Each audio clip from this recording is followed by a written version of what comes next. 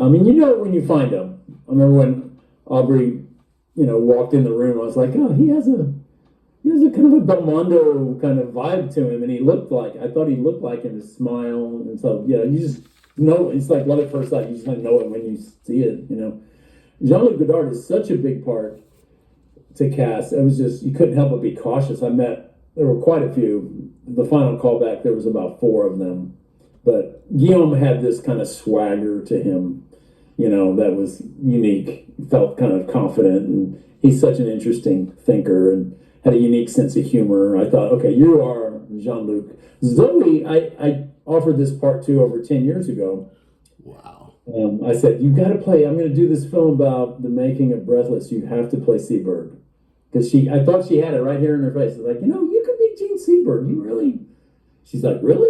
I was like, yeah, just right here. Not your hair, but if we got the hair right, I think you. And sure enough, when you're making the movie, I really forgot what the real Belmondo and Seberg and Godard even look like. They've been completely replaced by my folks. So. I counted at least 36 other people in the film, just playing the different directors and members of the French New Wave. Let me ask you: were any of them composite characters? No, they're all. We weren't really making up anybody. Those all are, the first AD.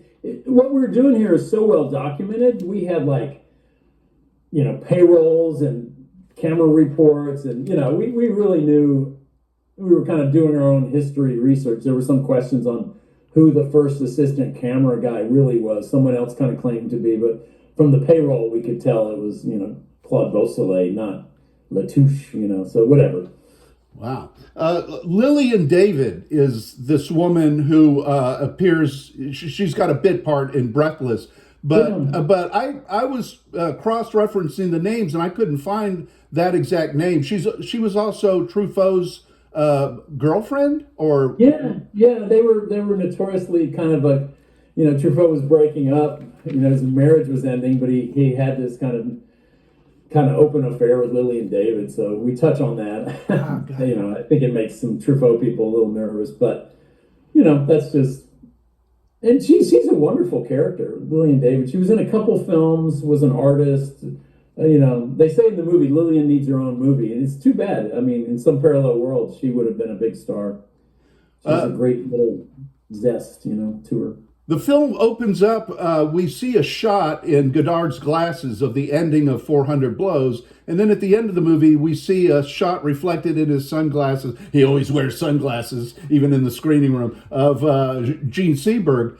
Is that kind of shot hard to set up and film, or is it really just an easy shot? No, it's a little tricky. You got to get your composition. He can't move a lot. You got to get the reflection just right. It's like everything. You just got to put in the time and get it right. There's a quote we hear in the movie from Georges de Beauregard where he's talking about how a film is 5 films. Is that something he actually said? Is that in a book or? Well, that was actually a quote from Pierre Berger, the other big French producer who produced 400 Blows. And yeah, that is a quote. It's 5 films. The one you write, the one you direct, the one you edit, the one you release. So I would add a few more steps to that. They don't mention rehearse and some other steps, but yeah, you get the picture that a film is in these stages. And as a filmmaker, you have to love all of them. So I was wondering if you were kind of doing a rhyme of quotes that are used in the movie Breathless, because at one point Belmondo says, she's got a nice neck, she's got nice breasts, she's got a nice voice, she's got a nice wrist, nice knees. Yeah, those are quotes from the movie. This whole movie is full of quotes. We're either quoting the original movie or Godard was a quote machine. There's so many quotes attributed in his world. There were a lot of letters between people, it was all very public. So, there's a lot of sources here. But yeah, quotes everywhere. I noticed that there were real change marks up in the corner. Were those inserted digitally, obviously? Yeah. No, I wanted this film to feel like a film made in 1959, came out in 1960, around this time. Everything about it to, yeah, a little scratchy. I even went so far as to say, this film was kind of found in an archive recently, and where someone made a film about the making of Breathless, not Godard, some other new wave director. And I like to think like 100 years from now, it might all get conflated, where this film is lost and they think it was made then or something. That could be kind of fun. No, it was you just captured the sun-swept atmosphere of Cannes perfectly. I thought it was old Yeah, footage, honestly. yeah, I'd never really done a film quite like this. Not to mention, not just the black and white, the 1:37 aspect ratio, and the French, but just the recreation of history so specifically. When we meet Bresson, he's filming Pickpocket. When we meet Melville, what film is he making, or is that You know, important? you're the first guy to ask that, and that's we do a conceit that the Breathless and Pickpocket crews actually ran into each other. Not maybe not in the metro station, but they bumped into each other in Paris. They were in production around the same time. Melville, we were at thinking the Homes of Manhattan, the Men of Manhattan, one of his crime films. They shot a little bit in New York, but mostly on sound That's a stages. great film. Yeah, oh, it's a great film, but it wasn't. It was like a year earlier, so it's not. So it's a little. That's a little. We've shifted some chronologies a little bit.